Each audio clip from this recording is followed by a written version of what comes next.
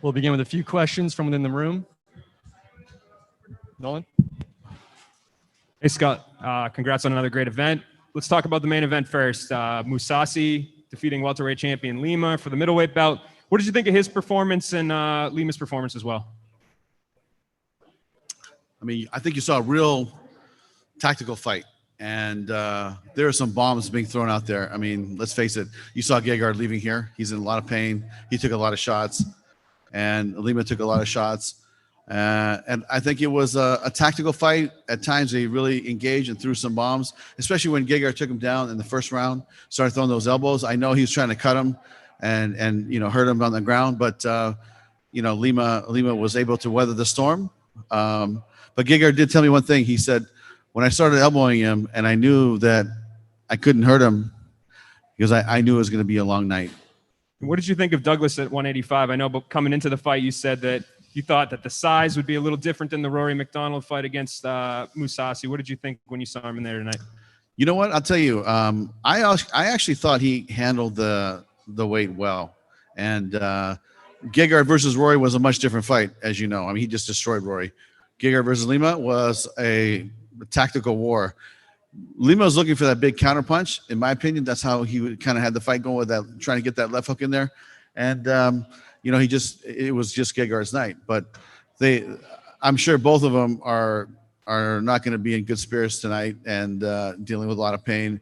And you know, it was a great main event. Both before and both before and after this fight, Mousasi said that John Salter would probably be the next one in line for him. Do you agree with that assessment? You know, again, this is something that, you know, a lot of times when we get asked these questions after the fight, I like to take it back to my guys back in the Bay Area and you know, we'll evaluate and see who's next for Gegard. But you know, there's a couple of people that I have in mind, and same thing for Douglas Lima. He's still our 170-pound champ, and we're going to have some good fights for him as well. I know the MVP wants to fight him again. I think of Neiman Gracie right off the top of my head. And so we're going to put him in some good fights, and we're going to let him heal up, rest up with these guys, because they're going to be banged up for a while. And, you know, sometime next year, we'll put him back into the cage. Jake Hager making his return tonight. Definitely the toughest opponent that he's faced, the toughest challenge. Pretty exciting fight, though. What did you think of his performance and his ability to take some damage and still win? You know what? I was actually impressed, and I'll tell you why. Because he doesn't need to do this. Jake Hager does not need to be an MMA fighter and fighting in the cage. Just something he wants to do, and he's still, you know, relatively young in his career, right? Because he's only had what, 2 or 3 fights, something like that. And so to me, I give him a lot of respect. And he was in a fight tonight, right? So, you know, he had to, you know, get that dog out in him and finish this fight and keep fighting, because he was caught. I think it was the second round he got caught, and then he weathered the storm. He came back and he started throwing some good right hands. He got cut up pretty bad. I think he has an eye injury. It's like, you know, he was in a fight. He was in a dog fight today. So, you know, all those people out there that, you know, are, you know, giving him bad time. Look, for a guy with that kind of experience, we saw what he was made of tonight, which I was really impressed. So, you know, I would give him a good report card for his effort and his performance. And, you know, I would say to people, just, you know, don't be so tough, because like I said, this guy's just a beginner. You know, he's only had a few fights.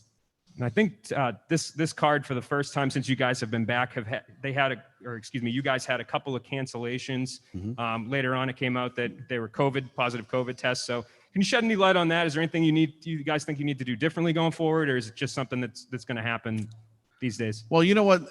Look, this is the new normal, right? We test throughout the week. And if they flunk a test sometime from the time they get here and test until the last test, which is Wednesday, Tuesday, and results come back on Wednesday, then they're not qualified to fight anymore. That's just how the rule is. So to me, it's unfortunate, but safety first. And, you know, I think that now that they've been informed and the athletes have been told this is what happened, I think they're actually, you know, going to step 2, which is like, oh, I better go take care of this, and I better quarantine. I better, make sure that no one's around me. And, like I'm thinking that he's going to preventative mode now. So I think that there's initial shock originally, but, this is not just in MMA. This is not just here at Bellator. It's in the NFL. It's in Major League Baseball, like you saw the Dodgers in the World Series. It's like it's in every sport. So to me, I think we do a great job. We have a great bubble here, and if the fighter tests along the way, then they can't fight. That's just the rules. All right, we'll take a few questions from the media joining us virtually tonight. Giancarlo. Hi, Scott.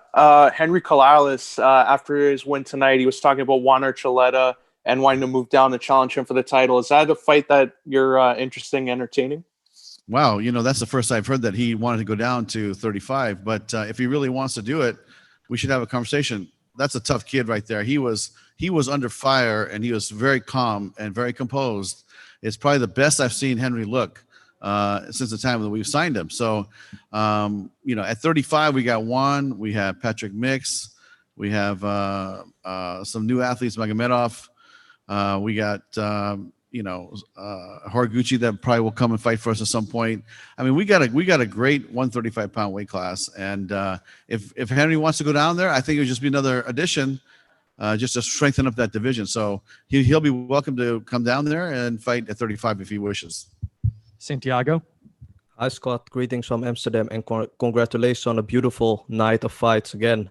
Next week, Melvin Manhoef is going to fight in the main event against Corey Anderson. Melvin will be the 4th Dutch main event fighter in the last 5 weeks. How proud are you of the Dutch force on your Bellator roster? Listen, everybody knows the Dutch can bring it. And this goes way back even to the K1 days.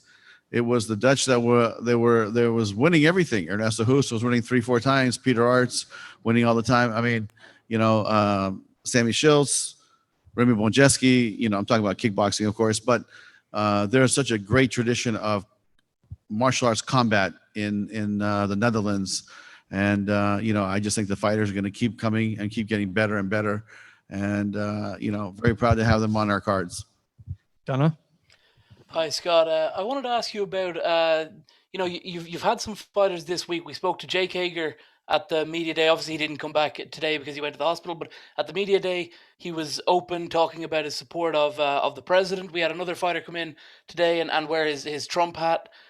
Of course, in the other promotion, the promoter likes to talk about politics a lot. He's very vocal about who he supports.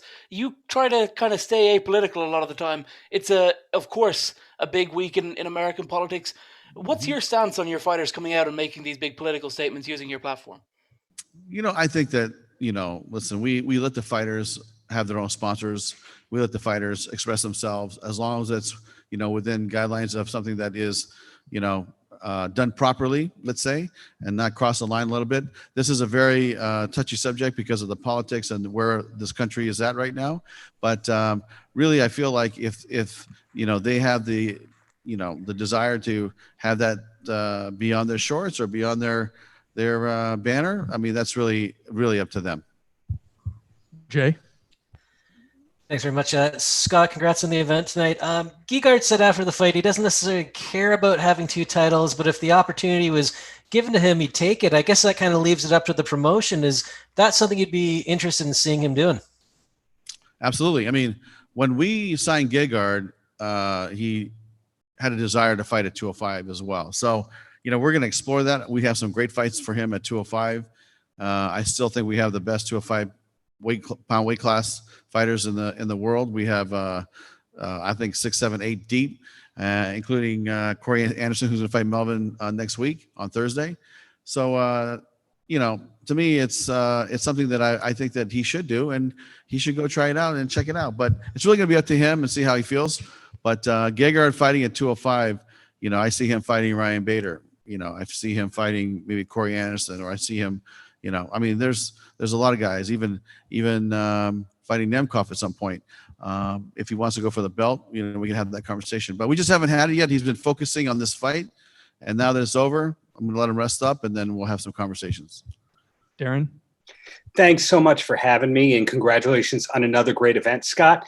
question coming out of nowhere here, but Mohegan Sun's one of my favorite places to go, period. But what is it that brings Bellator there so regularly? Well, we've been set up here for the last, what I want to say, since mid-July. So we're going to be here to the end of the year. And, you know, we've had a great relationship with the hotel before we entered into this bubble. But with COVID hitting and knowing that we're going to go into an isolated situation, create our own bubble, we felt that this was the place to come, and they were very good partners. And we actually wanted to come here and have our fights here. And we took over the arena, and Showtime is doing boxing here for the most part, and we're doing our MMA here. So it's been a good relationship between Showtime, Bellator, and the Mohegan Sun. We have time for one or two more. Sean? Scott, again, congratulations on a great event. Obviously, you had just announced for the women's flyweight title, Ilima McFarland against Juliana Velasquez. It's going to be an exciting fight. I mean, obviously, you would love to hold that in Hawaii, a packed crowd there in Ilima's hometown, home country. With that aside, this is still a huge international fight, so just talk about the ramifications. Internationally, you're looking to draw huge numbers. Listen, Juliana Velasquez is a tough fighter. She will be the toughest test for Ilima McFarland to date. And Ilima's fought some tough girls, and she's done very well. But this will be her toughest test to date. We're expecting a war. I think that, the champ, Ilima, is training. She's getting ready. I think mentally she's preparing herself, and she's ready for this task. And for Velasquez, this is her dream. This is something she's always wanted to do, is win the belt. And she's coming here, and she's going to, try her best to fight Ilima and take the belt home. So to me, it's going to be a war. This is something that you have two undefeated fighters. Very rarely does that happen in this sport at the highest level, like it is right here, having a world title fight. So to me, this is a fight I'm really looking forward to. Everybody should put this down in their calendar, because it's going to be fireworks on December 10th. Last question, John. Hi, Scott. I wanted to ask you about Cody Law. He made his pro debut today, and he picked up a first-round submission. Just your thoughts on his performance and where you see him in the future. Yeah, you know what? Unfortunately, I did not see that fight. I was on my way down here, so I missed it. But if you want, we can arrange a conversation with you and Rich, and he can explain to you how he feels about Cody. Hey, Scott. We'll take, one last question here from Kevin. Kevin, go ahead. Hey, thanks. One big question I have for me is recently it was released that there's been a big influx of retirements and releases from the Bellator roster. Any comment on that? You know what? I think if you factor in the amount of months that we haven't cut anybody or changed our roster over, it's been about 3 athletes a month that have gone out to 3 athletes that have come in. We try to manage our roster right below 300, and that's kind of where we feel comfortable. And so that's a goal, but it just seems like a lot because it happened all at once. But really, we haven't, had this conversation with fighters and change our roster and actually cut fighters since probably January or February. So it's been a long time, and to me, it's like, look, we got a lot of new fighters that we're signing and a lot of blue chip prospects we brought in. We have to make room for those guys. And so, like I said earlier, some of the fighters retired, some of the fighters contracts expired, and we need to make room. So that's what the nature of that is that we're gonna have new fighters coming in, fighters going out. But really, if you average it over the last 10 months, it's really like three a month. So it just happened all at once. That's just the way it went down. But it's not something that is as drastic as it appears. Thanks, Scott. Thank you.